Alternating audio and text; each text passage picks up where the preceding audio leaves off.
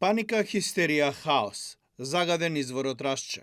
Појава на ешерихија коли во Скопската вода. Западно-нилска треска е новиот ковид, кампови и населување на мигранти. Македонските граѓани подолг период се мета на лажни вести кои создаваат паника, но случајот со водата во Скопје ги мина сите граници. Според многумина се тоа наликува на така наречена хибридна војна, која некој ја води во Македонија. Ваквото чувство на несигурност, паника, веројатно треба да кулминира со народен гнев кој би се излил на улица.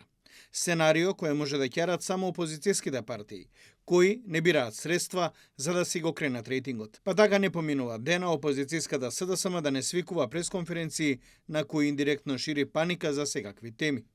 Нивни функционери даваат изјави, бара одговорност од функционери, па дури и оставки.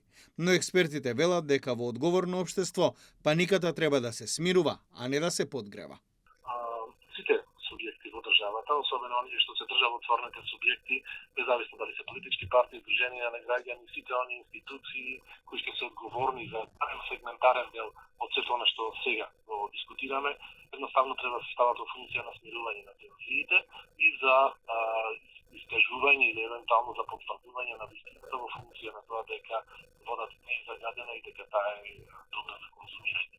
Јас не верувам дека некој сака да направи зло за нашиот општо простор, меѓутоа сепак ова може да се сведе и на одредено действување од надвор, што би значило дека сепак треба малку повеќе внимателно да се истражува не само на оние евентуално она што слушнавме вчера дека има одредени лица кои што ги ширеле тие дезинформации, меѓутоа многу важно е извор на самата дезинформација, иако многу тешко се потврдува дефинитивно. Според Димовски, дел од овие појави личат на хибридни закани и специјална војна, но дел од нив не можат да се сврстат во иста тема.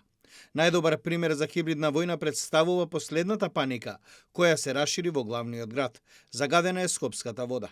Помалите маркети ги испразнија залихите на флаширана вода, додека пак граѓаните масовно ширеа лажни пораки. Димовски не верува дека некој сака да направи намерно зло и вели дека тоа може да се сведи и на одредено делување однадвор, што значи дека сепак треба малку повеќе внимателно да се истражува.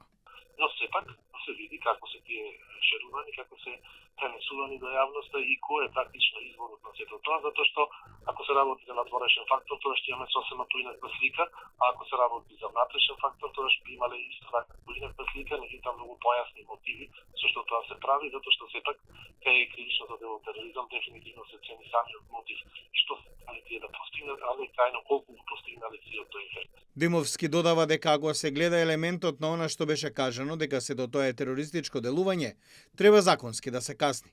Според кривичниот законник, тие што ширеле дезинформации може да одговараат исто како да сториле кривично дело тероризам.